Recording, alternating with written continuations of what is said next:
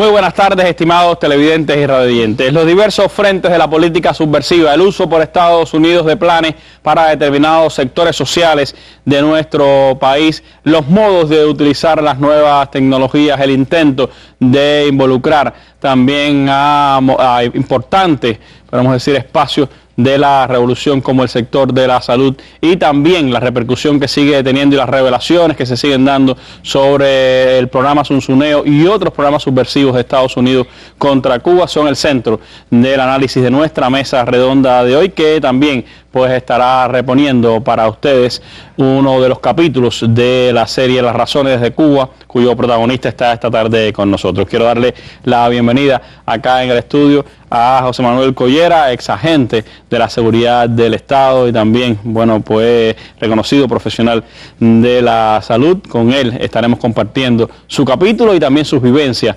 sobre esta presencia de los planes de Estados Unidos en diversos sectores de nuestro país. También me acompaña, como en otras ocasiones, el ingeniero Carlos del Porto, profesor de la Universidad Politécnica José Antonio Echeverría, el colega Mauri del Valle, periodista de Juventud Rebelde y quien escribe regularmente todas las semanas sobre los temas de nuevas tecnologías en el Diario de la Juventud Cubana, y también me acompaña Iroel Sánchez, editor del blog La Pupila Insomne y también coordinador del proyecto de la Enciclopedia Colaborativa Cubana en la red EcuRed. Con ellos estaremos compartiendo nuestra mesa redonda. Les propongo que nos acompañen durante la próxima hora y media del programa.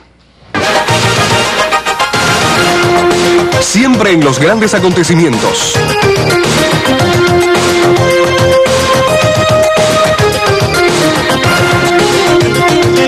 La CIA está, bueno, tiene todas estas organizaciones con la noticia y el análisis oportuno. Marcada por el terror que pudiera conducir a un golpe de Estado. Un genocidio contra el pueblo iraquí. Mesa redonda, año 15. Y antes de entrar en el importante tema de análisis de nuestra mesa de hoy, vamos, como es habitual, a la noticia del día, la situación en Ucrania, que sigue siendo tensa y que está pues provocando también reacciones incluso a nivel internacional. Hoy las propias Naciones Unidas han pedido al gobierno de Ucrania que tenga en cuenta el respeto a los derechos humanos con lo que está ocurriendo en algunas regiones de ese país.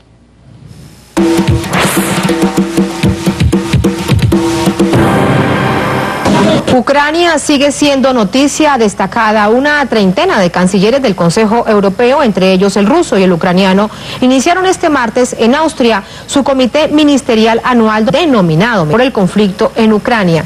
La última vez que los diplomáticos se reunieron de manera oficial fue cuando se llegó a un acuerdo en Ginebra el pasado 17 de abril para disminuir la tensión en Ucrania. Rusia expresó su esperanza de que el Consejo de Europa llame a Kiev a cumplir dichos acuerdos para la estabilización en el sureste de Ucrania, bastión de la sublevación prorrusa en contra del gobierno interino impuesto por Occidente. Entre tanto, se registran tiroteos en la ciudad ucraniana de Mariupol tras el asalto de las fuerzas de seguridad del gobierno a puestos de control ocupados por los federalistas. Voceros de los manifestantes denunciaron a medios locales de un ataque masivo en puntos de control ubicados en la parte occidental de la ciudad. Según testigos, se escuchan disparos cerca del aeropuerto y de una base militar. Hasta ahora se desconoce si hay víctimas mortales o si hay heridos. Bueno, a propósito de ello, las noticias están señalando que la oficina de la Alta Comisionada de Naciones Unidas para los Derechos Humanos exigió hoy al gobierno de facto en Ucrania que demuestre pleno respeto por la vida de las personas y realice investigaciones sobre los recientes actos de violencia. En declaraciones a la prensa en la sede de la ONU en Ginebra, Suiza, el portavoz de la oficina, Robert Korbel, se refirió con preocupación a la escalada de los enfrentamientos en el sureste del país, donde sectores populares, sobre todo rusohablantes, reclaman la federalización y rechazan a las nuevas autoridades de Kiev. Korbel solicitó prontas y transparentes pesquisas sobre los actos de violencia en las regiones de Odessa y Donetsk que llevaron a la muerte de decenas de personas. En particular, el vocero se refirió al asesinato de unas 40 seres humanos en el incendio provocado por neonazis en la casa de los sindicatos de Odessa, donde el viernes último se refugiaron varios federalistas. El portavoz de la oficina del Alto Comisionado para los Derechos Humanos también pidió a los rebeldes en el sureste ucraniano de poner las armas y dejar de ocupar los edificios públicos. Llamamos a todas las partes a hacer su mayor esfuerzo para encontrar una salida pacífica a la actual crisis, fundamentalmente en las ciudades del sureste, dijo.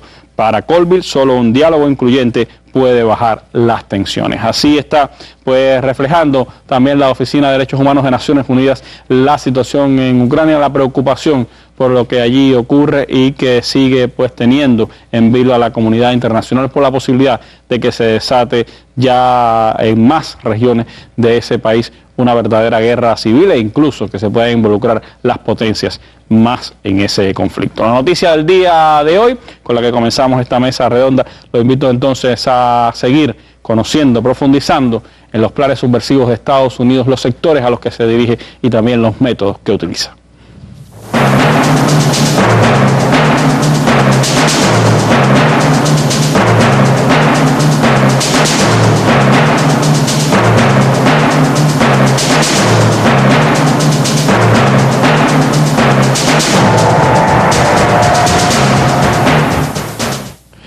Bueno, la mesa redonda de hoy pretende adentrarse en las últimas informaciones que sobre los planes subversivos de Estados Unidos han estado reflejándose en la prensa internacional y también tener, como decíamos, testimonio de primera mano de uno de los ex agentes de la seguridad cubana que estuvo pues al tanto de varios de esos planes subversivos contra nuestro país. Quisiera comenzar hablando precisamente de algunas de las últimas revelaciones que la prensa internacional, especialmente la prensa norteamericana, han estado reflejando en estos días. Jiroel, uno de los escándalos más recientes ha sido el monto, el financiamiento que Estados Unidos y sus agencias federales estaban concediendo a un grupo de plumas mercenarias en diversos países del mundo para atacar a Cuba. ¿Cómo se inscribe eso dentro de estos planes subversivos contra Cuba? ¿Cómo demuestran la multilateralidad de los planes contra este país? Bueno, se trata de columnistas, de opinadores profesionales, opinólogos, como se le puede decir también, que la Oficina de Transmisiones hacia Cuba, que conocemos a través de las emisoras de radio y televisión llamadas Martí, o como ellos se llaman, los Martí, muy equivocadamente, más de $700,000 destinaron a pagar personas para que escribieran dañando la imagen de Cuba. O sea, tenemos en estos días que se conmemoraba el Día Mundial de la Libertad de Prensa, esta noticia le ha hecho un homenaje muy extraño a Estados Unidos, ¿no? Y en paralelo demuestra que muchas veces esas opiniones que vemos, esas noticias que leemos son construidas y encargadas.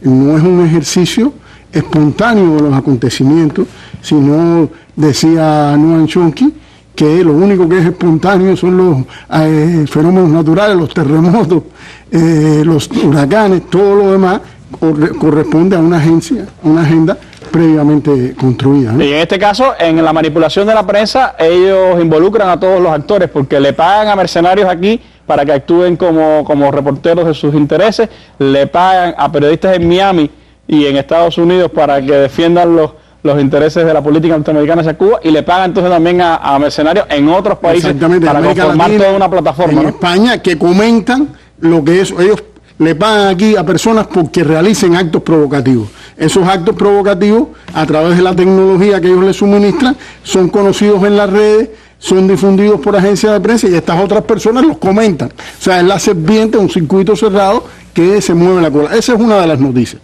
de esta semana, porque pudiera parecer que nosotros estamos construyendo artificialmente la opinión, que se está hablando muy reiteradamente sobre esto, pero es que constantemente salen nuevas revelaciones.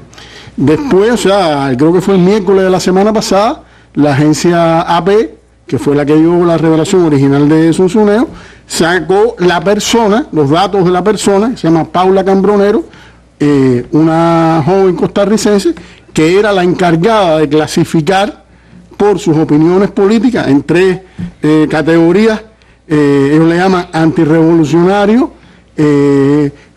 favorables a la revolución y una categoría media a todas las personas que estaban en el proyecto Zunzuneo. Es decir, que realmente sí estaban estudiando a todos los que tenían en ese proyecto, los que estaban recibiendo el famoso servicio gratuito, ellos lo tenían identificados políticamente. Exactamente, pero además apareció la persona con nombre y apellido, con edad, con todos los datos, que se encargaba de ese trabajo y que la contrataron para hacer eso.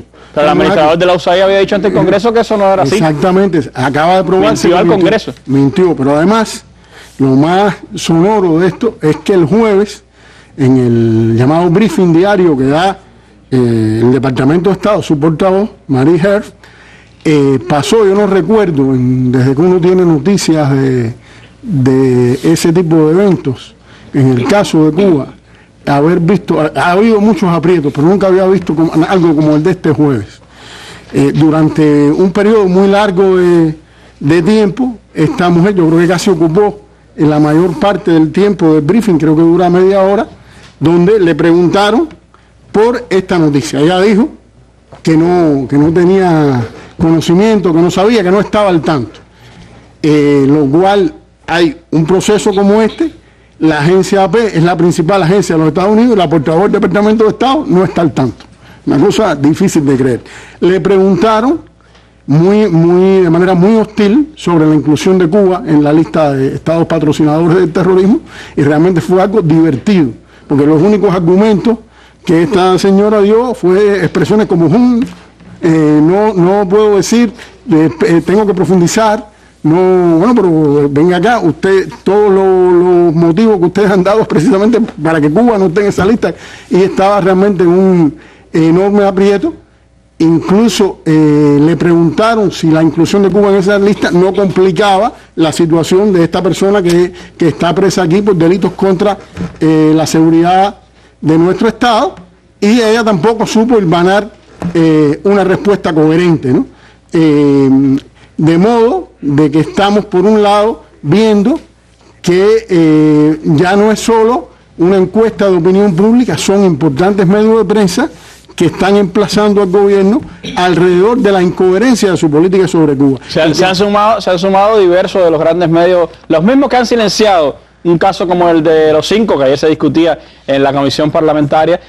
Sin embargo, han de alguna manera u otra ido reflejando todo este entramado de programas subversivos. Lo ha hecho The New York Times, lo ha hecho incluso The Washington Post, Newsweek. Lo ha hecho Newsweek, que sacó precisamente las revelaciones de todo el programa en que Collera tuvo participación. Es interesante, Randy, porque fíjate, el segmento, por ejemplo, de este briefing en que estuvo el tema del terrorismo y lo absurdo de incluir a Cuba en esa lista, no afloró nunca el tema de los 5.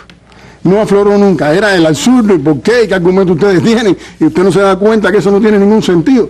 Pero el tema de los 5, que está en el meollo de la cuestión, no se, o sea, hay de todos modos una alta disciplina de la línea que no se puede pasar, y eso los medios norteamericanos son de vanguardia en el nivel de disciplina, que cumplen con su establishment, pero a la vez, como hay sectores del establishment interesados en cambiar esa política, por supuesto, eso también tiene una expresión en el enfrentamiento con temas tan indefendibles como es la inclusión de Cuba en esta lista de países patrocinadores del terrorismo. Gracias, Harold.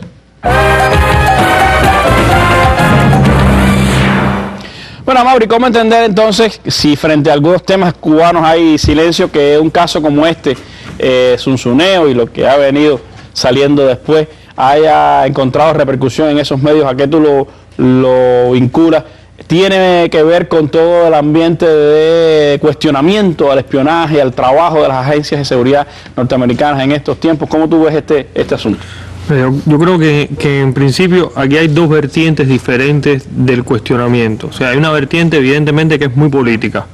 O sea, hay todas unas revelaciones en los últimos 3 años, partiendo incluso desde el fenómeno de Wikileaks primero, después partiendo desde el fenómeno de Edward Snowden, y toda la revelación del uso indebido de los datos personales, del espionaje, del involucramiento de las grandes empresas que ofrecen servicios de Internet, llámese Google con sus correos gratuitos, llámese Yahoo, llámese Facebook, llámese Twitter, todo el entramado de las redes sociales, y evidentemente hay una sensibilidad del público, no solo norteamericano, sino del público mundial. Estamos hablando de 1/3 de la población mundial conectada a Internet, donde ya todo ese tercio de la población mundial sabe que buena parte de su vida se mueve en la red de redes y que buena parte de su intercambio, incluso personal, íntimo, privado, que se mueve en esa red de redes, está siendo escrutado, está siendo espiado, está siendo incluso susceptible de ser utilizado en su contra en cualquier momento. Retomo aquella frase famosa que decía Bush, que cualquier enemigo o cualquier persona podría ser un enemigo de los Estados Unidos en cualquier oscuro rincón del planeta. Si uno extrapola eso al espionaje de Internet, cualquiera que esté en un oscuro rincón, sentado en una computadora, conectado a Internet, entonces puede ser espiado porque puede ser considerado en algún momento un enemigo de los Estados Unidos. Eso crea una sensibilidad al público y evidentemente hay una sensibilidad social, hay una sensibilidad también política hacia el tema, pero también hay otra arista menos difundida y que tiene mucho que ver con el sustrato de los grupos de presión que se están moviendo detrás de estos temas, que es la arista económica. O sea, estamos hablando de grandes empresas que están siendo fuertemente cuestionadas, que están siendo fuertemente escrutadas, que están siendo puestas en la palestra pública por violar incluso leyes de los Estados Unidos. El ejemplo más claro es la violación con el proyecto Zunzuneo de la ley anti-spam de los Estados Unidos, ley anti-spam firmada por Bush en el 2006, que además acataron todas las grandes empresas de telecomunicaciones norteamericanas, y ahora aparece un proyecto que usa la USAID, que usa a empresas de terceros países, a empresas de alguna manera fantasma, para violar esa ley anti-spam, para violar la ley norteamericana, auspiciado por una agencia que de alguna manera tiene una relación muy estrecha con el Departamento de Estado. Evidentemente hay una sensibilidad también económica del tema. Las grandes empresas empiezan a ejercer cierta presión con el fenómeno Wikileaks, con el fenómeno de Edward Snowden, pero también con estos fenómenos para tratar de lavar su imagen pública. De hecho, ya hay pronunciamientos que no tienen directamente que ver con el tema Zunzuneo, pero que curiosamente se han producido en los últimos tiempos sobre el reforzamiento de la política de privacidad hacia los usuarios, por ejemplo, de la red social Facebook, sobre el reforzamiento de la privacidad de los datos en Twitter, sobre el cambio de la política de privacidad en correos electrónicos gratuitos como Gmail. Es muy sintomático que se produzca estas declaraciones públicas, esta manera de cambiar las cosas de estas empresas, precisamente cuando Wikileaks, Edward Snowden, Zunzuneo y otros proyectos que también aparecieron posterior en la oleada de Zunzuneo, como Martín Noticias, como Ya Cuba Tuitea, como Cubayama, que también utilizan empresas fantasmas, que también utilizaron datos obtenidos fraudulentamente de los cubanos para enviar mensajes en espurios, que también utilizaron engaños a la red de telecomunicaciones de Cuba para incluso estafar a la empresa de telecomunicaciones de Cuba, y evidentemente esa sensibilidad política también tiene detrás un sustrato económico muy fuerte. Es decir, que hay un componente importante de la realidad norteamericana en estas revelaciones que se están haciendo. Es decir, la prensa norteamericana, los medios, el mainstream norteamericano está preocupado por lo que está sucediendo afuera, pero sobre todo por lo que le está pasando a los propios norteamericanos. Sí, por supuesto, y además está preocupado también porque todas estas empresas sirvieron durante mucho tiempo para crear la ficción de la libertad, de la democracia trasladada al mundo digital, de la importancia del ciberciudadano, de la ciberparticipación, y de repente toda esa ficción se ha venido desmoronando con las revelaciones que han hecho de cómo esa supuesta libertad de expresión, libertad de acción, libertad de actuación, privacidad de actuación, en realidad estaba siendo escrutada, estaba siendo espiada, estaba siendo no solo dentro de los propios ciudadanos norteamericanos, sino en terceros países. Es muy sintomático. Hace apenas 15 días acaba de terminar una cumbre en Brasil, que Brasil auspició precisamente sobre el tema de Internet, sobre el tema de la gobernanza de Internet, y comenzó con la presidenta de Brasil pronunciándose muy fuertemente sobre el tema de la privacidad, la necesidad de respetar la privacidad de los datos, la necesidad de parar el espionaje electrónico, y donde también Cuba denunció el tema Zunzuneo como uno de los ejemplos claros de espionaje electrónico, de violación a la privacidad de las personas a través de las telecomunicaciones.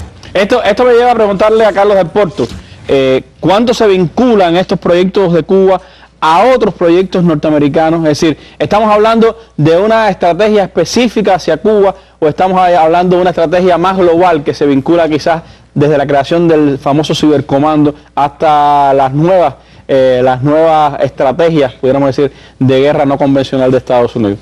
Hernando, yo soy del criterio que esto no es nada nuevo y esto es una lista más de un fenómeno que tiene una larga data. Es decir, a final de los años 40, la CIA se tomó la tarea de desarrollar una gran guerra cultural contra el entonces campo socialista. Está demostrado, está documentado que una gran cantidad de eventos, de premios, de revistas, etcétera, estuvieron en función de eso. La tecnología en aquel momento era otra y el momento histórico era otro. Si vamos a los años 60, recordaremos que contra la naciente revolución cubana se desató una gran campaña de prensa que, bueno, el comandante en jefe en enero del 59 daba al traste con esto con la famosa Operación Verdad. Estuvo Radio Swan. Este país estuvo sometido a una gran guerra radioeléctrica durante muchos años. Para hacer rápido esto, recordemos que en los años 80 estuvo primero la mal llamada Radio Martí y después a finales de los 80 Telemartí.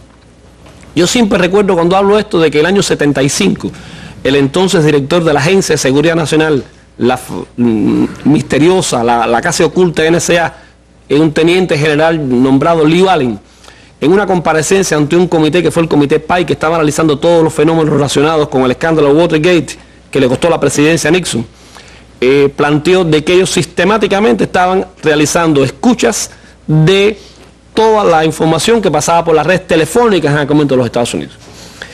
Fue interesante que cuando este alto oficial habló esto, en el Senado no pasó prácticamente nada. Sin embargo, ante una nueva pregunta que se le preguntaba si algún ciudadano estadounidense había sido escuchado, y él dijo que sí, que cuando usted hace grandes, como diciendo, cuando usted pesca en red, de vez en cuando entra otro pez en la red, y se dijo que sí, algún ciudadano estadounidense había sido escuchado, se formó un gran escándalo, como siempre pasa. Un gran escándalo. Como pero eso pasa. fue en el 75. Es decir, estamos hablando de que eso fue 30 años antes del fenómeno Snowden, que ahora aparece el general Kate B. Alexander, director de la NSA, en la misma situación.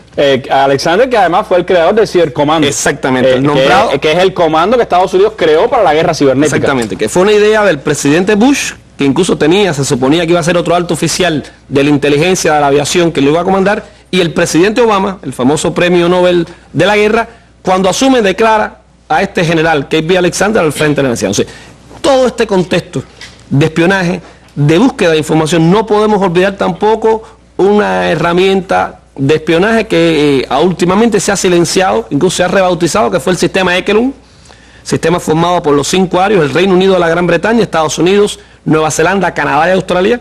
Ahora lo renombraron, ahora no es Ekelon, ahora es los 5 ojos, de Five Eyes, pero que tienen la misma función de espiar todo lo que pasa por los cables submarinos, todo lo que pasa por el éter, las comunicaciones telegráficas, las comunicaciones telefónicas, las comunicaciones satelitales, todo eso se espía. ¿Qué ocurre? Todo el aparataje de espionaje y de subversión que en los años 80 estaba dirigido al entonces campo socialista, a partir del año 90-91 se dirige contra la Revolución Cubana.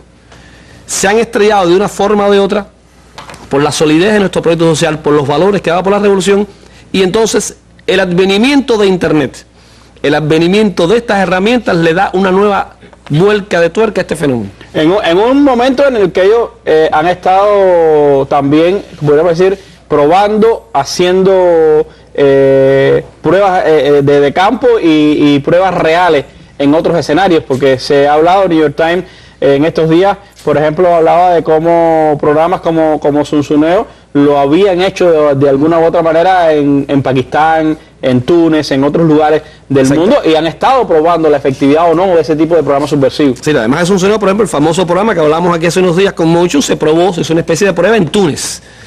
El problema es que aquí hay un problema que yo no sé si es de cinismo o de miopía política, porque confunden lo que en un lugar, un entorno determinado, sociopolítico, sociológico, funciona y lo quieren trasladar exactamente a Cuba. En la matemática 2 más 2 es 4. Esa es la ventaja que tienen las ciencias exactas. En las ciencias sociales 2 más 2 a veces 5, a veces 18, a veces menos 4. Se han tratado de trasladar fenómenos sociales de otra cultura, de otro entorno, de otra situación a Cuba. Y entonces siempre ocurre lo mismo. En el caso de Sunsuneo llegaron a tener 40.000 personas conectadas, pero con lo que estaban buscando la información, bueno, se mencionó, de fútbol, de actores y actrices famosas. Sin embargo, esas mismas personas, después cuando fueron entrevistados por la misma agencia AP, dijeron que ellos nunca imaginaron que eso estaba siendo manejado por los Estados Unidos y que de haberlo sabido no hubieran pertenecido al proyecto. Yo pienso que eso es un elemento muy importante, y es que demuestra que los 54 años de revolución, sembrando valores, sembrando ideas, han tenido un sustrato y le dan una solidez grande a nuestro proyecto social. Hay elementos también, yo creo, interesantes de los últimos días, y es el hecho de la condena internacional que ha estado recibiendo estos programas subversivos en las Naciones Unidas, la propia comunidad de estados latinoamericanos y caribeños que preside ahora Costa Rica, país que fue utilizado inconsultamente para este proyecto. El problema, Randy, es que es algo que viola tan flagrantemente desde el prólogo de los acuerdos sustantivos de la Unión Internacional de Convenciones. Ahorita Mauri hablaba del caso de una ley firmada por el presidente Bush. Pero es que el caso, vamos a ir un poquitico atrás, lo que hablamos de Snowden, se estaba escuchando, espiando al entonces primer ministro de Israel, Ehud Olmert, que es un aliado estratégico e incondicional de los Estados Unidos. Se estaba espiando a Calderón, presidente de México, muy cercano. Angela Merkel. A la presidenta Angela Merkel. Se estaba espiando a Dilma Rousseff. Si podemos ver que están persiguiendo terroristas, habría que cuestionar. Se estaban persiguiendo o analizando a la empresa Petrobras de Brasil. Es decir, es algo que viola tan flagrantemente todos los acuerdos internacionales, todas las declaraciones políticas que se han tenido, que no queda más remedio que en todos los escenarios políticos que se presenta el tema, hasta los aliados más cercanos a los Estados Unidos tienen que votar en contra. ¿Qué es lo que pasa con el bloqueo? Es el mismo caso. En el bloqueo, cuando uno va a ver, votan Estados Unidos y Estados Unidos. Y el resto del mundo no les queda más remedio que votar en contra, porque viola todas las resoluciones, todos los principios y todas las leyes, tanto nacionales como internacionales. Por lo tanto, lo vimos en las Naciones Unidas, lo hemos visto en CELAC, y en toda reunión internacional donde este tema salga a relucir, evidentemente no queda más alternativa que los países voten en contra de este plan o, si se quiere ver de otra forma, a favor de la posición cubana. Eso se emparenta también con las más recientes revelaciones de Snowden. Acaba de hacerlas esta semana en el diario británico The Guardian, donde decía, o más que revelaciones, confirmaba que todos los planes estos de espionaje y de trabajo en las redes de Estados Unidos ya no van dirigidos contra personas selectas, sino contra poblaciones completas, y es un poco lo que Zunzuneo, Conmotion o Piramideo están tratando de hacer con la población cubana. Esto engarza con algo que hemos hablado, que son las famosas guerras no convencionales de cuarta generación. Es decir, la clave hoy en día no está en conquistar territorios, eso lo decía el antiguo presidente Eisenhower en los años 50. Lo que se busca no es conquistar territorios, sino conquistar el alma y el corazón de las personas. Entonces, estas tecnologías son un canal, un vector de ataque muy favorable en ese sentido. Vas creando corrientes de opinión, vas creando matrices de opinión, en un principio ingenuas, en un principio poco nocivas, y en un momento determinado, a partir de determinadas condiciones geopolíticas, tú puedes cambiar el mensaje, pero ya la red está establecida. Es decir, ya el canal de comunicación está establecido y por lo tanto lo único que hace es cambiar el mensaje. Y una población que normalmente está en muchos lugares adormecida, está anestesiada, perfectamente asumen ese lenguaje como propio o ese mensaje como propio. Por eso no es extrañar que en cada uno de los planes subversivos de Estados Unidos, los elaborados en los últimos tiempos, los puestos en práctica en los últimos tiempos, sea en cualquier sector, pues las nuevas tecnologías aparecen de una u otra manera. Por aquí han estado el exagente Fran, también estuvo Capote. Ellos hablaban de sus experiencias, de cómo utilizaron las nuevas tecnologías en función de los programas subversivos los Estados Unidos, y Collera hoy también nos va a poder dar testimonio de ese, pudiéramos decir, instrumento que están utilizando en sus diversos programas contra la Revolución Cubana. Les propongo que nos sigan acompañando aquí en nuestra mesa redonda.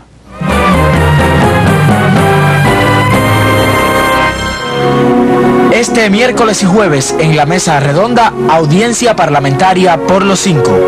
La Mesa Redonda transmitirá en 2 partes durante miércoles y jueves la audiencia convocada por la Asamblea Nacional del Poder Popular con los temas Los 5, la guerra mediática y la subversión contra Cuba.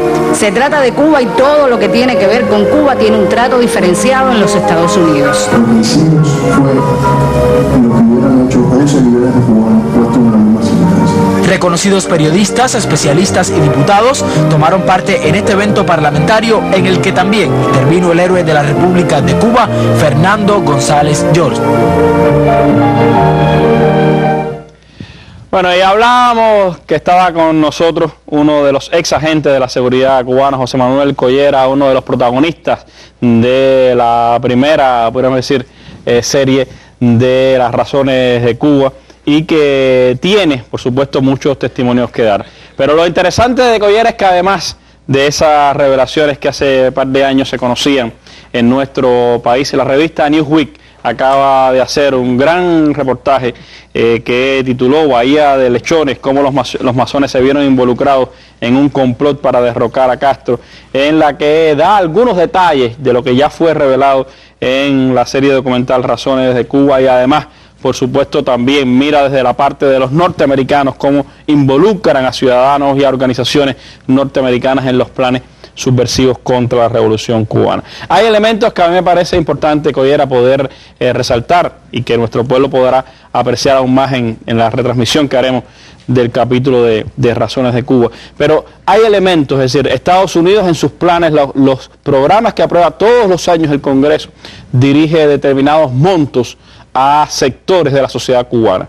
Habla de los jóvenes, de la población negra, de la población homosexual o transexual, habla también de algunos sectores específicos y habla del sector religioso.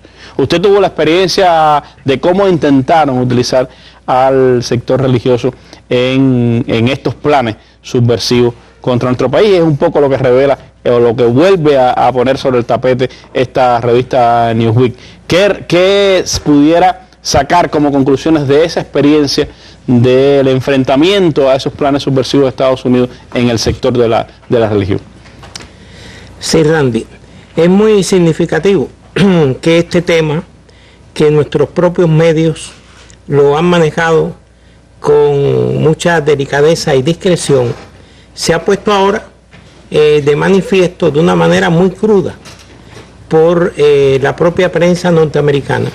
Y es que se trata de una situación tan escandalosa y de una flagrante violación no solo de los compromisos y leyes internacionales, sino de las propias leyes de los Estados Unidos, que ha provocado una, digamos, inevitable reacción dentro de la propia prensa de los Estados Unidos, que, como decía, un tema que se ha manejado con tanta discreción por parte de nuestros medios, pues ha aflorado de una manera cruda el tema masonería en estas publicaciones norteamericanas.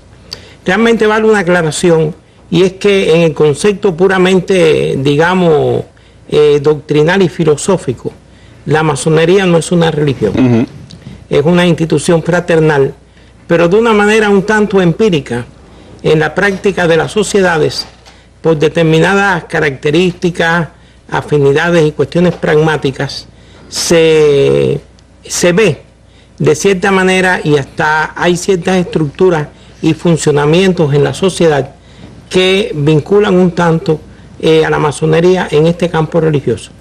Más realmente la masonería no es una religión.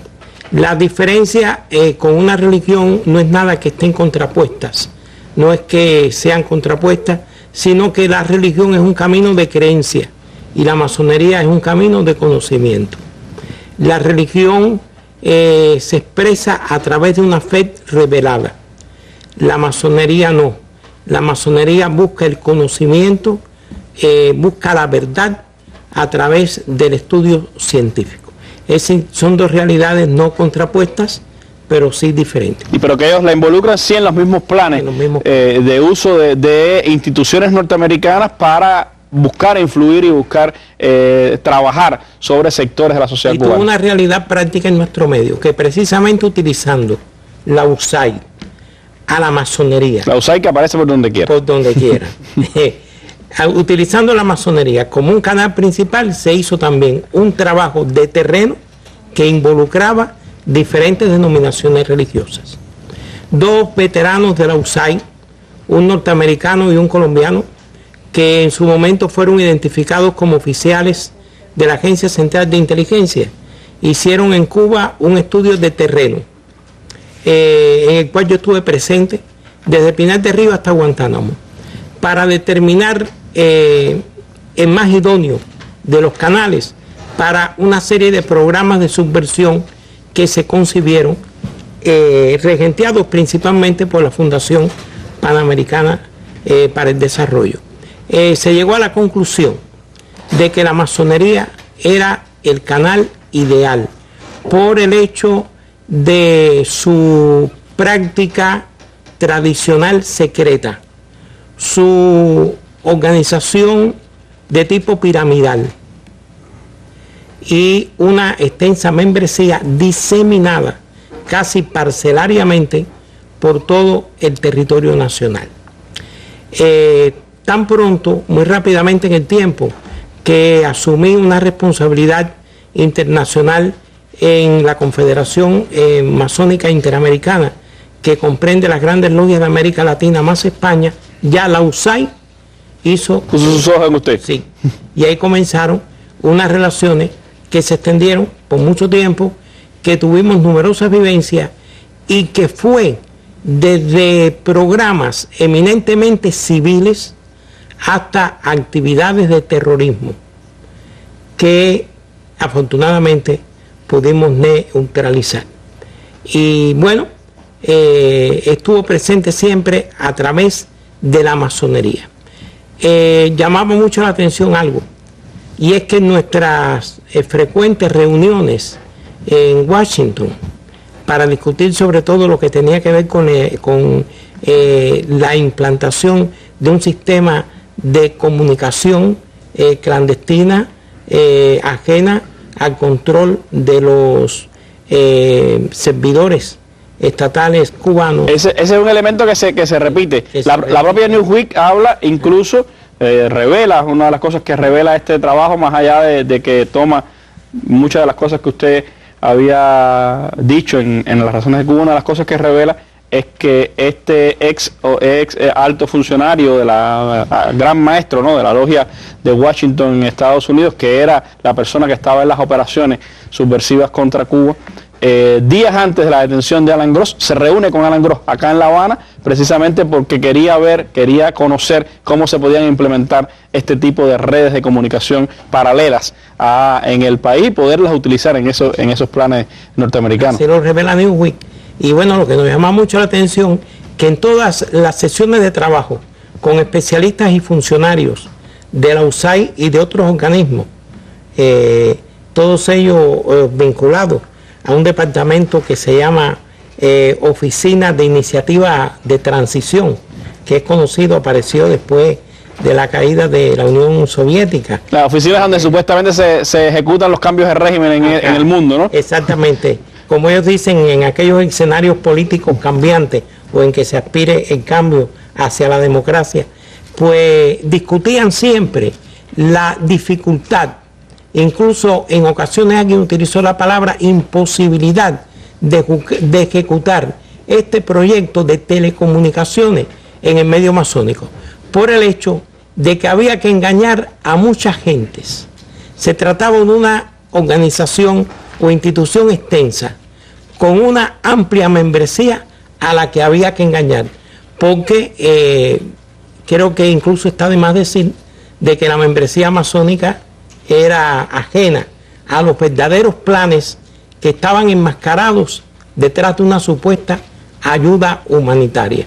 Es muy difícil engañar a mucha gente, y sobre todo con las experiencias que tienen de ciertas respuestas que han recibido de la posición combativa de nuestro pueblo. Insistí en eso, pero como muy bien has dicho, Randy, llegó a haber ya un concierto, un acuerdo para después de que se pusiera en práctica el sistema de comunicaciones en la comunidad judía, inmediatamente se activarían las sanciones para implantarlo en el medio masónico. Sería una red de comunicaciones sin acceso al control de los servidores cubanos, por lo que se manejó necesariamente iniciativa respecto a la comunicación satelital. Y sí, estamos hablando, han pasado por aquí varios exagentes de la seguridad, recordando que detrás de cada uno de esos planes, fuera para promover el sector cultural, los artistas plásticos, algo del empresariado de la cultura, estamos hablando ahora de sectores de las confraternidades o sectores religiosos, también detrás de cada uno de esos planes, Estados Unidos introduce siempre el tema de las tecnologías como un elemento, como un instrumento importante para multiplicar el efecto de esos planes subversivos. Y asociado a ello, uno de los 6 programas principales.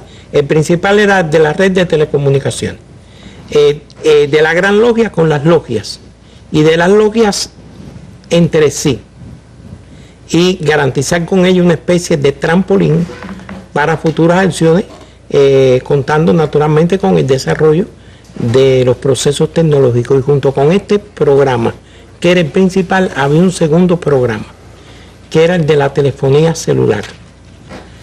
Garantizar que los directivos de la Dirección Central y de las diferentes logias diseminadas por todo el país, que calcularon 319, dispusieran de telefonía celular. Comprendemos muy bien, ahora que manejamos estos temas, pero desde entonces, los propósitos que se perseguían. Muy bien interrelacionado el tema de la comunicación satelital y la telefonía celular, que les serviría para todos estos programas que incluso sin acceso a internet se han querido implantar con todas estas redes que hemos hablado de piramideo, zunzuneo.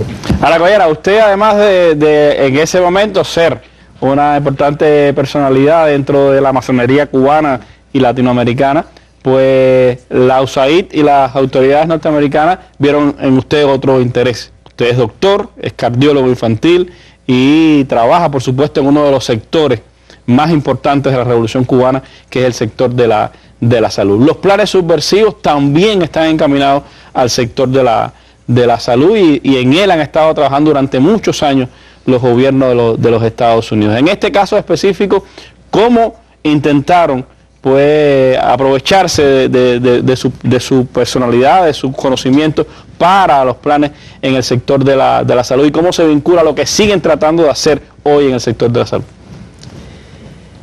Una aparente contradicción.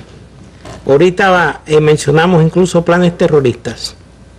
Pues bueno, una asociación, una institución con fachada médico-científica, que es la Miami Medical Team Foundation, fue la que me planteó diferentes misiones, vamos a llamarlo de esa manera, pero sobre todo dos, que están enmarcadas dentro de lo que estamos hablando. Uno fue el conocimiento e información del manejo y sobre todo depósitos en Cuba de isótopos radiactivos. Eso formó parte también de una denuncia pública, ¿no?, que se ha hecho. Y lo otro fue un proyecto que tampoco es una noticia en este momento, sino que constituye también una denuncia pública, la propuesta que se me hizo y que precisamente partió de las actividades dentro de la Miami Medical Team Foundation, de organizar desde Cuba una operación que consistía en la inactivación, si es que está bien empleada esa palabra, o desactivación de los sistemas automatizados de computación de un aeropuerto que tuviese mucho tráfico internacional. Se planteó como dos opciones el aeropuerto de Atlanta y el aeropuerto de Miami. Eso naturalmente hacerlo de Cuba. Era hacerlo de Cuba, porque se estaba procurando justificar una respuesta militar directa. A mí me ocasionó sorpresa, me ocasionó indignación, pensando que están pasando por encima de mi profesión, que es altamente humanitaria y que proviniera de una institución con una fachada médico-científica, pero además de asombro, indignación, sorpresa, me causó hasta un poco de hilaridad, porque vi que aquello era tan tonto, pensé en ese momento que era tan tonto, porque como un país va a estar expensa de que alguien, incluso una persona ajena profesionalmente a esa realidad, sino que sería una especie de activista procurando especialistas, no sé qué, que un país, incluso un país de tanto desarrollo, estuviera expensa de que alguien pudiera hacerle un ataque cibernético así. Y bueno, no es tan tonto. Habría que pensar incluso en la complicidad de las mismas supuestas víctimas, en la complicidad para esa acción que justificaría, como dijimos, una respuesta militar directa. Si eso se produce, un número incalculable de víctimas y la evidencia de que salió de nuestro país la agresión. Sobre todo porque, como se dice hoy en las teorías militares, las guerras del futuro serán ciberguerras. Y por ahí se están encaminando los principales conflictos hoy del mundo. Las guerras reales están siendo desplazadas por las guerras virtuales y que finalmente podrán llevar a guerras reales específicamente. Pero ahí está también ese entramado. Hoy se habla de las guerras entre las grandes potencias, los hackeos, las maneras de robar incluso datos de las grandes compañías, como hicieron con Petrobras precisamente. Y ahí está esa manera también de provocar incidentes, como usted decía, a partir del uso de las tecnologías para después justificar alguna acción militar. Usted, que es médico, que atiende el sector infantil, que tiene una sensibilidad especial para los niños, ¿cómo ha recibido noticias como la denuncia que hiciera recientemente el pasado 20 de marzo el Consejo Nacional de las Artes Plásticas de Cuba, a partir de las revelaciones, el conocimiento de que la Oficina de Intereses de los Estados Unidos estaba realizando una especie de subasta pública de obras de arte para recaudar fondos para atender a los niños enfermos con cáncer en Cuba? Sí, porque unido a estas cosas tan sofisticadas que estamos hablando de sistemas de computación, desactivar todo eso, está la actividad cotidiana, local, como es, por ejemplo, y haciendo mención a esta cuestión del cáncer. Aquí hubo un programa directamente vinculado a su ejecución a la sección de intereses de los Estados Unidos y regentía esa actividad por la señora Carmen Vallejo, en que se inició un programa de atención a los niños con cáncer, que no era más que explotar políticamente un tema tan sensible como una enfermedad de tal naturaleza. Un científico de nuestro Instituto de Oncología y Radiobiología, el profesor Raimundo Gómez, lo explicó muy bien, con brevísimas palabras, cuando dijo que no se trata de atacar el mal por las ramas, sino atacar el mal por la raíz. Y entonces ellos, atacándolo por las ramas, incluso organizando actividades que hasta pueden verse como humillantes, que fue procurar que los niños fregaran carros en la sección de intereses, en una jornada para recaudar fondos. Es realmente incluso ridículo. El mismo gobierno que impide a compañías norteamericanas vender citostáticos para atender a los niños con cáncer en Cuba, entonces organiza una subasta de artes plásticas en su oficina de intereses para supuestamente ayudar a esos propios niños con cáncer. Es algo ridículo, es algo cruel y es algo incluso que es incalificable. No sé si en los idiomas de los seres humanos podamos encontrar palabras que definan algo que pueda explicar el fenómeno este. Bueno, hay muchas cosas, por supuesto, que dan la medida, la trascendencia de los planes subversivos de Estados Unidos contra nuestro país, que tienen, como hemos visto a lo largo de estos programas durante varias semanas, un eje central, el uso de las nuevas tecnologías en cada uno de esos planes subversivos, que van dirigidos a los más diversos sectores sociales de nuestro país, que van encaminados a sabotear también las principales conquistas de la revolución en la educación, en la salud o en el deporte, y que también tienen como objetivo pues sabotear la actividad económica de la nación cubana. Planes subversivos emparentados también con la política perenne de bloqueo que sigue ahí, que se ha multiplicado en los últimos años con multas y medidas a compañías norteamericanas y de otras partes del mundo que han osado pues comerciar o hacer alguna operación financiera con este país. Es el resultado de una irracionalidad política que se ha mantenido por más de 5 décadas y que implica tratar de exterminar por cualquier vía a la revolución cubana, cambiar el régimen, como les gusta decir ahora a los politólogos norteamericanos, pero que en definitiva es no aguantar más que un pequeño país siga siendo independiente, soberano, ahí tan cerca de las costas de los Estados Unidos. Son muchas las revelaciones que a lo largo de esta semana se han ido dando en la prensa norteamericana. Ojalá sigan apareciendo más para que develen ante esa sociedad cuánto de irracional y cuánto de absurdo tiene la política de su gobierno contra Cuba. Yo les propongo terminar esta mesa redonda de hoy agradeciéndole a quienes me han acompañado esta tarde, retransmitiendo de manera especial en esta mesa redonda el capítulo Ayudas Peligrosas de la serie Las Razones de Cuba, un ejemplo de lo que han significado a lo largo de estos años los programas y las políticas de Estados Unidos contra nuestro país. Nos vemos mañana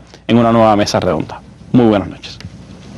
Jamás un pueblo tuvo cosas tan sagradas que defender, ni convicciones tan profundas por las cuales luchar. Nos acompaña la convicción más profunda de que las ideas pueden más que las armas, por sofisticadas y poderosas que éstas sean.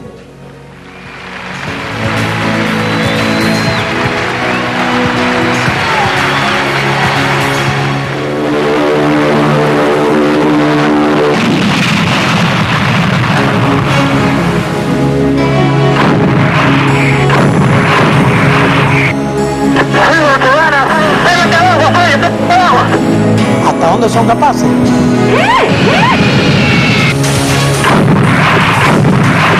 Yo seré capaz de manejar un ataque. Yo no anticipé la guerra. Este mismo esquema se utiliza en función de la subversión. El fundamento del problema no es tratar las ramas, sino es tratar la raíz.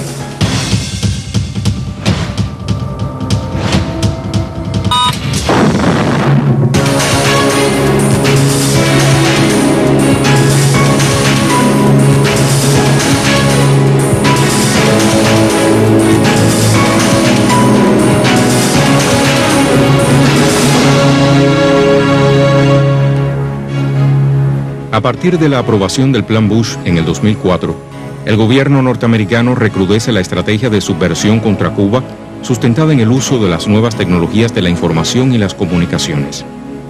Esta no solo ha involucrado a personas, agencias y servicios especiales, sino también algunas organizaciones no gubernamentales con diferentes fachadas para la realización de sus propósitos.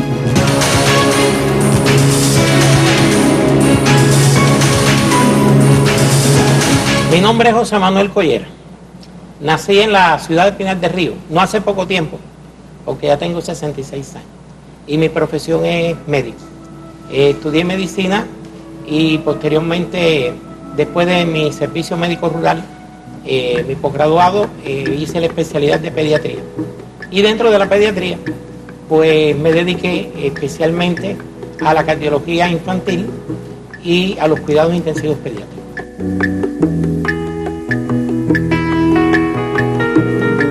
Para quien ha sido un defensor de los derechos de los más pequeños por su condición de pediatra, es muy difícil entender cómo representantes del país que no permite la entrada de medicamentos esenciales para la salud de la población se preocupa por garantizar una ayuda humanitaria para los niños cubanos sin muchos visos de humanidad.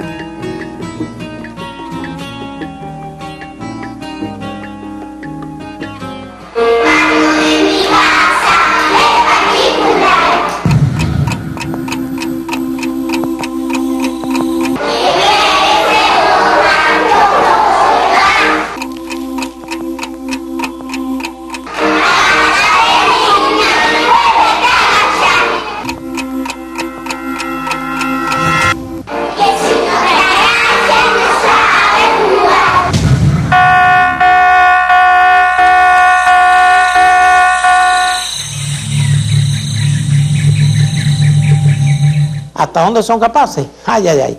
Imagínense que en una ocasión, en una conversación que tuve con una organización no gubernamental vinculada con la medicina, la Miami Medical Team Foundation, pasando por encima de mi condición de médico, se me pidió que buscara información sobre los centros científicos, hospitales, etcétera, en Cuba, donde se manejaban isótopos radioactivos. Los isótopos radioactivos tienen dos formas de verse así en el uso de la oncología, en diagnóstico y en tratamiento. En el diagnóstico, en el departamento de medicina nuclear, y en tratamiento, en el departamento de radioterapia, tanto en el orden de curación como en el orden de paliación de algunos de los síntomas. Nosotros tenemos las normas de protección radiológica bien rígidas en función de garantizar la seguridad de nuestros pacientes que tienen la necesidad de utilizar estos radioisótopos. Hace 20 años, Cuba creó un programa para los niños afectados del accidente en una central nuclear de Chernobyl, Ucrania. Hasta la fecha se han beneficiado más de 24.000 personas gracias a los cuidados de especialistas y doctores cubanos. Tenía la previsión de que el pueblo cubano, las fuerzas cubanas, podrían hacer uso de este material radiactivo, provocando cualquier tipo de situación ecológica y de otra naturaleza propia de la acción radiactiva en contra de las tropas y de las fuerzas de ocupación que pudiesen haberse producido.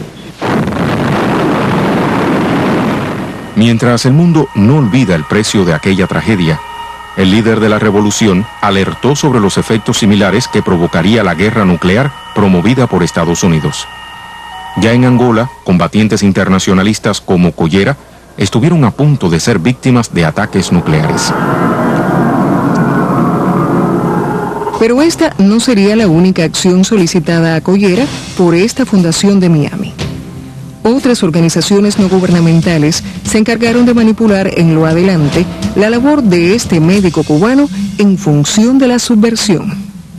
A raíz de haber asumido la dirección de una ONG a la que he pertenecido, un señor llamado Gustavo Pardo me presentó a un norteamericano directivo de la Fundación Donner, llamado Curtin Windsor. Curtin Windsor, ciudadano norteamericano, miembro de la Junta Asesora de la Fundación Panamericana para el Desarrollo, FUPAT, y de la Junta Directiva de la Fundación Donner y de la Atlas Economic Research Foundation. Asesor de política exterior de Ronald Reagan en la campaña presidencial de 1980. Sirvió en el equipo de transición Reagan-Bush para el Departamento de Estado. De abiertas posiciones anticomunistas y conservadoras, se vincula a Otto Reich, Lincoln Díaz Balart y Frank Calzón. Durante sus viajes a Cuba ha contactado y abastecido la contrarrevolución y ha tratado de utilizar a las organizaciones religiosas y fraternales para impulsar el cambio de régimen en nuestro país. Gustavo Enrique Abelardo Pardo Valdés, elemento contrarrevolucionario cubano que en la década del 60 fue líder de una red clandestina organizada y dirigida por la CIA que ejecutó y planificó acciones de sabotaje y atentados contra el comandante en jefe. Por estas razones fue sancionado a 25 años de privación de libertad y puesto en libertad condicional en 1969. Actual colaborador de oficiales de la CIA bajo fachada de diplomáticos y de organizaciones no gubernamentales. Colabora con los connotados contrarrevolucionarios Fran Hernández Trujillo y Fran Calzón en el abastecimiento a presos y familiares de la contrarrevolución interna como parte de proyectos financiados por la USAID. Promueve la utilización de la estructura de la masonería de Cuba y otras organizaciones fraternales con fines subversivos. Es un fiel colaborador de la sección de intereses de Estados Unidos de América en La Habana. Además de la CINA, visita sistemáticamente sedes diplomáticas de Holanda, Polonia y República Checa, donde le permiten el acceso a Internet para sus acciones subversivas. Gustavo Pardo había conocido, según él propio me expresa, a Curtin Windsor a través de quien era jefe de la CINA, es decir, de la sección de intereses de los Estados Unidos de La Habana, en etapa anterior a que yo asumiera esa presidencia, que fue precisamente en el año 2000. Como hemos dicho anteriormente, Windsor era directivo de una fundación que se me presentó como Fundación Norteamericano-Canadiense, la Fundación Donner. A partir de este primer contacto, José Manuel Collera estrechó sus vínculos con representantes de fundaciones y ONG extranjeras. Numerosas orientaciones sobre cómo implementar planes y programas para favorecer un cambio en el contexto político de la isla recibiría luego en sus múltiples intercambios dentro y fuera de Cuba. En una de mis visitas a los Estados Unidos, pues fui precisamente invitado a visitar la sede de la FUPAT, que radica en el edificio de la Organización de Estados Americanos en Washington, y allí tuve una conversación con el director general de esta fundación, llamado John Sambrailo. La Fundación Panamericana para el Desarrollo, ONG creada en 1962, afiliada a la Organización de Estados Americanos. Es una de las principales entidades receptoras de fondos de la USAID para el desarrollo de proyectos subversivos con la finalidad de provocar un cambio de régimen en nuestra isla. Mark Wachtenheim es el director del programa Cuba de esa ONG, dirigido a fortalecer y entrenar a grupos y líderes que simpatizan con el gobierno de los Estados Unidos. Directivos de esa organización han participado en actividades anticubanas, realizando manifestaciones públicas en contra de nuestro sistema y nuestros dirigentes. De hecho, la FUPAD figura como una de las organizaciones, las mayores receptoras de fondos tanto de la USAID como de la NET, y además algo muy interesante en la manera de actuar de esta fundación es en que ha diversificado los proyectos que intentan materializar en nuestro país, lo cual va desde la influencia en sectores como la juventud, los artistas, los académicos, hasta la conformación de proyectos con el empleo de las modernas tecnologías de la información y las comunicaciones. Yo creo que estamos hablando de una organización que no solo está actuando de manera activa, sino también de manera diversa y de manera bastante agresiva en función de la consecución de los objetivos del gobierno de los Estados Unidos en relación con Cuba. El planteamiento fue que se debería organizar toda una estructura para la etapa post-Castro en Cuba, y consideraron que sería muy conveniente que yo organizara toda una red nacional de personas a través de todo el país que estuvieran preparados para esta etapa que ellos procuraban que se produjese en nuestro país. Además, hicieron propuestas que se concretaron de crear un presupuesto para yo tener acceso a internet, disponer de telefonía móvil y además tener una capacidad de transportación permanente por todo el país que me mantuviera en contacto con todos los elementos que formaran parte de esta red. En sus numerosas visitas a los Estados Unidos, Collera fue recibido por representantes del gobierno norteamericano, quienes manifestaron abiertamente su interés en el derrotero político de la isla. En algunos casos fueron conversaciones dentro de organismos muy significativos, como es el propio Departamento de Estado de los Estados Unidos, el Consejo de Seguridad Nacional, con sede en la Casa Blanca en Washington, funcionarios del Departamento de Estado, de un perfil muy bien definido en oposición ya no solo a la Revolución Cubana, sino a la política de liberación nacional de los pueblos latinoamericanos. Por ejemplo, tuve una conversación con Otto Reich en la casa de Curtin Windsor. El objetivo principal de la conversación era discutir conmigo las posibilidades de, dadas mis relaciones con funcionarios y dirigentes en Venezuela y otros países latinoamericanos, procurar hacer uso de la influencia que yo pudiera ejercer en mis relaciones con estos funcionarios. Se mostró muy preocupado, y así lo hizo saber, por lo que él llamó el eje de relación política entre Venezuela y Cuba. Me llamó la atención, y no se puede dejar de destacar, que Otto Reich me hace referencia a otra persona en Cuba, y me dice que esa persona, cuyo nombre es Gustavo Pardo, le había hecho saber que, dado un cambio y llegado a esa etapa conocida por ellos como etapa post-Castro, lo que se requería en Cuba sería una intervención militar de los Estados Unidos. Pero esta pretensión no es novedosa. Ya en 1962, el máximo representante de la Junta de Jefes del Estado Mayor del Ejército norteamericano, el general Lenitzer, propuso un plan de 9 tareas para justificar una invasión a Cuba. Entre las medidas que enunciaba este documento desclasificado recientemente, sobresalían 2: la destrucción de un barco como el Maine y el derribo de un avión de estudiantes. En la propia casa de Curtin Windsor, y en un día diferente al de la conversación con Otto Reich, me encontré con Frank Calzón. Frank Calzón nació en Cuba en 1947. Emigró a los Estados Unidos en 1960, donde se graduó como licenciado en Ciencias Políticas. Reclutado por la CIA, se vinculó en Miami con organizaciones terroristas como Alfa 66 y Abdala. Fue secretario ejecutivo de la Fundación Nacional Cubano-Americana, desde la cual promovió legislaciones contra Cuba en el Congreso norteamericano, incluyendo la creación de la emisora Radio Martí. Entre 1995 y 1997, Calzón dirigió el programa Cuba de Freedom House y creó el Centro para una Cuba Libre, encaminado a promover la subversión interna en la isla. La conversación con él fue totalmente diferente. Me llamó de entrada la atención que este señor destilaba bilis contra la Revolución Cubana. Me habló de las cosas que él estaba realizando dentro de la marco de sus posibilidades. Una de ellas que estaba enviando pequeñas cargas de medicamentos a Gustavo Pardo en Cuba para que fuera repartida dentro de los sectores afines. Los sectores afines para él son los sectores que también destilan bilis, el sector afines, y que en algunos casos procuraba hacer llegar también algunos equipos electrónicos, sobre todo radios que tenían una alta capacidad, sensibilidad para captar la onda corta.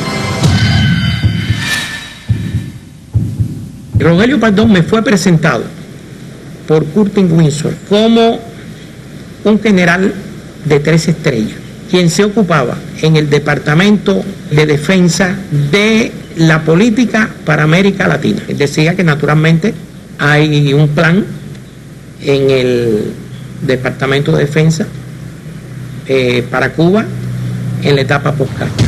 Hay una fundación con sede en Washington, que es la Atlas Economic Research Foundation, que según me explicó el propio Mark Westenheim, con quien asistí a un panel organizado por esta Fundación Atlas Economic, es uno de los tanques de pensamiento del Departamento de Estado de los Estados Unidos.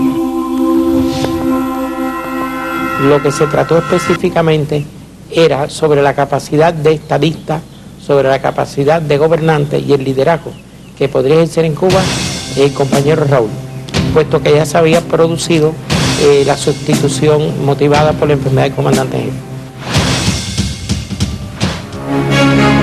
Cuba mantiene proyectos de cooperación con numerosas organizaciones no gubernamentales que muestran su apoyo al desarrollo económico y social de la nación bajo el principio de la no injerencia.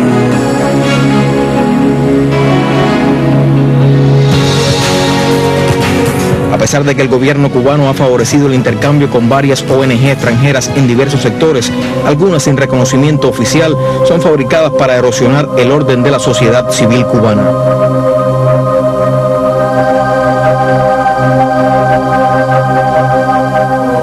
Fue llevado a un lugar propiedad de un funcionario de alto nivel de esta asociación llamado Manuel Alzugaray, donde me mostraron toda una serie de diapositivas relacionados con el llamado Plan Bush. Se me habló de localizar, de identificar personas en las cuales pudiera yo confiar suficientemente, especialistas en informática, con vista a propiciar un desorden en el sistema de computación del aeropuerto de Miami o en el de Atlanta, con bastante tránsito aéreo.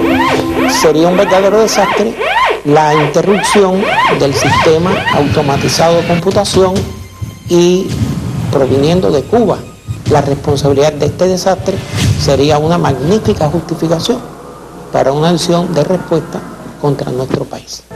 A través de la visita al país de algunos de sus representantes y espaldas de las autoridades cubanas, estas ONG tienen la misión de realizar evaluaciones de la situación política cubana, además de instruir, organizar y abastecer la contrarrevolución. La primera visita la realizó Jan Herr. ¿Quién es este señor? Este señor, según él mismo se me presentó, era un veterano funcionario de la USAID.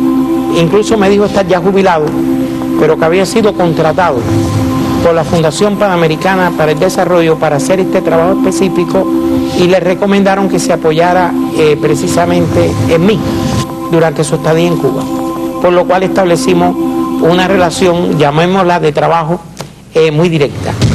Jan Hurd, ciudadano norteamericano, directivo de la Fundación Panamericana para el Desarrollo en Colombia.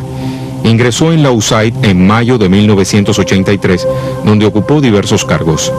Entró al país en junio y octubre de 2008 con visa de turismo procedente de México. En estas visitas contactó y abasteció a elementos contrarrevolucionarios radicados en el país, así como realizó acciones de búsqueda de información sobre nuestra actualidad política y social.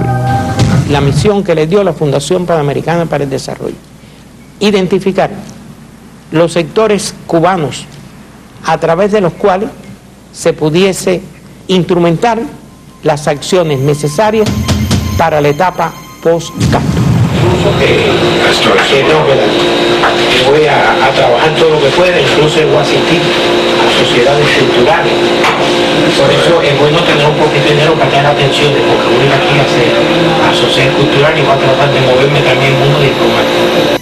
Entonces visitó sitios, visitó personas, algunas de ellas vinculadas a organizaciones no gubernamentales y otras muy vinculadas a los sectores de la disidencia, de la oposición, sectores contrarrevolucionarios cubanos. En una segunda visita, que vino acompañado de un colombiano llamado Héctor Cortés. Héctor Cortés Castellanos, ciudadano colombiano, exoficial de las Fuerzas Armadas de Colombia, experto en logísticas, comunicaciones, informática y seguridad. Trabaja para la Fundación Panamericana para el Desarrollo en Colombia. Entró al país con visa de turismo en octubre de 2008, procedente de México, junto al emisario John Hurd.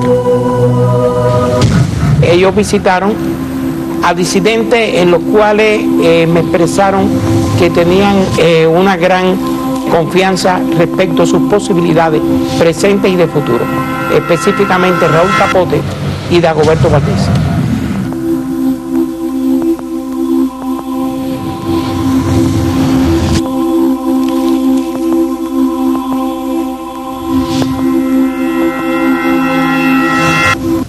Recuerdo que en una ocasión en que pasamos por frente a la Plaza de la Revolución, ellos me preguntaban sobre la posibilidad de conocer el número de efectivos con que cuenta las Fuerzas Armadas Revolucionarias y el Ministerio del Interior. Las estructuras, mecanismos y funcionamientos de las entidades estatales se interesaban mucho en el concepto de poder precisar si realmente en la situación actual de ese momento estábamos abocados a una nueva etapa de periodo especial. Las visitas de Mary Curtin eran frecuentes, pero no siempre unidos y no siempre utilizando el mismo estilo. En el caso de Mark, parece que obedecía reglas de la clandestinidad. Siempre nos comunicaba su presencia después de encontrarse en el país, nos citaba para determinados lugares y nos trasladábamos, por ejemplo, al Hotel Nacional.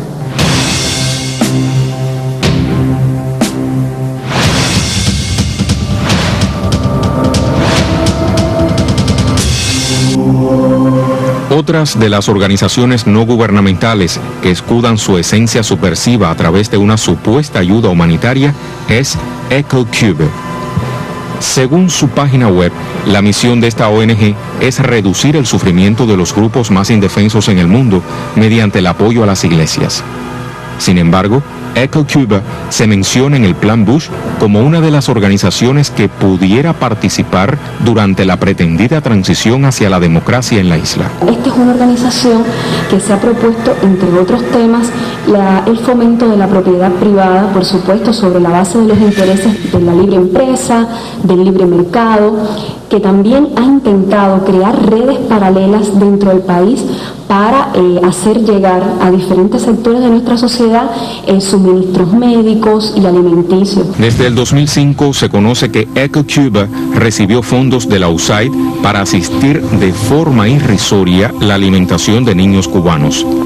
Esta acción no llegó a concretarse a pesar de que sus miembros proclaman en algunos medios de comunicación el éxito de aquella ayuda humanitaria. O sea, yo creo que es importante observar aquí la paradoja que implica que mientras una organización que es financiada por el gobierno de los Estados Unidos intenta ejecutar estos proyectos dentro de nuestro país, por otro lado, ese mismo gobierno bloquea a nuestra revolución, al gobierno cubano. En una carta del director de Eco Cuba, Theo Baboon, dirigida al jefe de la CINA, Michael Parley, se evidencian los vínculos de esta ONG con el gobierno de los Estados Unidos y su posición abiertamente contrarrevolucionaria.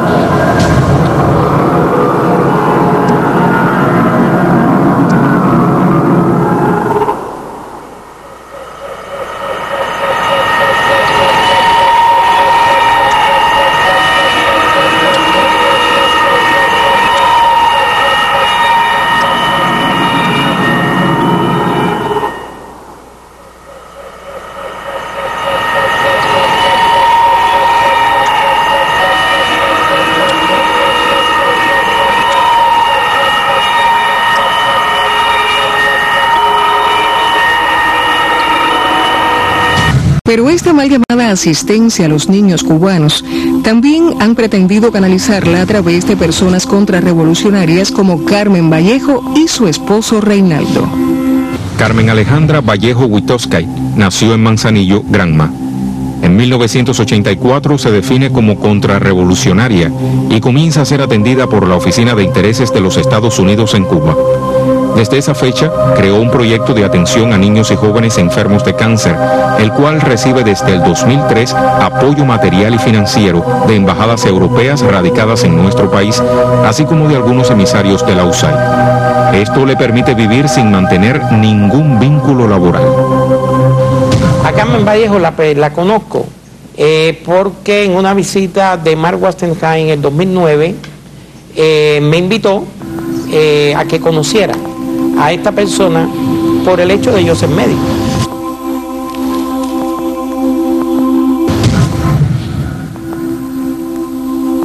Pero que me llama mucho la atención que esa ayuda y esas actividades son del conocimiento y quizás del control de la CINA, que no sé qué relación pueda tener una sección de intereses de un país en otro para cuestiones consulares y diplomáticas con programas de esta naturaleza que realizan personas vinculadas a la Fundación Panamericana para el Desarrollo.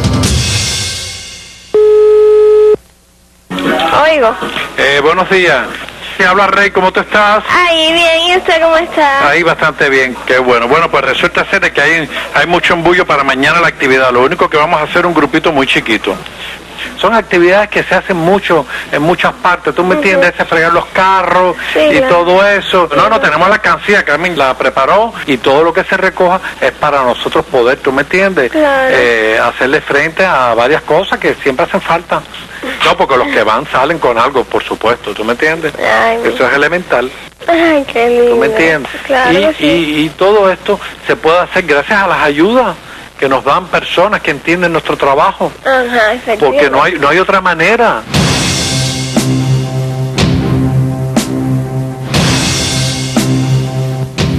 Las supuestas acciones caritativas de Carmen Vallejo y su esposo en el Instituto Nacional de Oncología y Radiobiología no han resultado sinceras.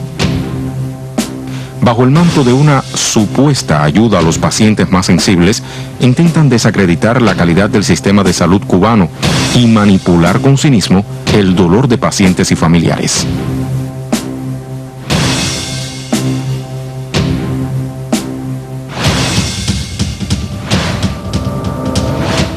Enjoy being with other people. It's nice, it's special. It's exceptional, but it's nonetheless enjoyable when they do it. Yo creo que eso es una actitud hipócrita totalmente, puesto que el fundamento del problema no es tratar las ramas, sino es tratar la raíz. Sí, ella ha estado tratando de inducir algún tipo de regalo, algún tipo de cosa a través de la CINA para desvirtuar un poco lo que es lo elemental, que es el tratamiento, el diagnóstico apropiado de ese niño, que en cualquier parte del mundo nadie lo puede hacer por lo costoso que es, y el Estado cubano sí implica y hace todo lo que haya que hacer en función de ese problema.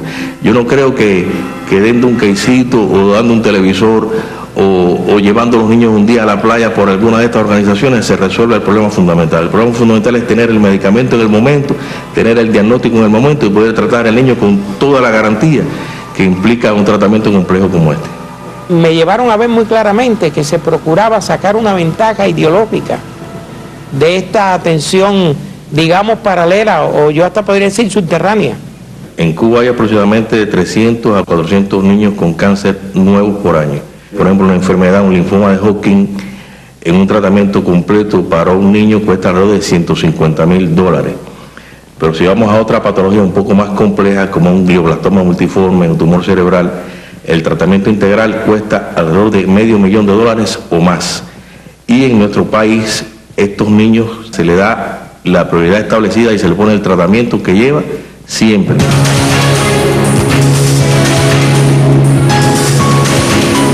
Sí, en una actividad oficial de manos de Curtin Windsor recibí esta medalla. Según explica aquí, es el más alto honor que otorga la Comisión Republicana del Senado de los Estados Unidos. No se dijo de alguna manera específica, pero pareció como una especie de reconocimiento. Nunca imaginaron quienes así premiaban la labor de Collera que detrás de esta supuesta traición había un revolucionario de la estirpe de los héroes de nuestra patria. Yo concebí la idea que sinceramente confieso que pensé que no iba a ser aceptada, de que fuera el nombre de uno de los 5 héroes. Sería el agente Gerardo.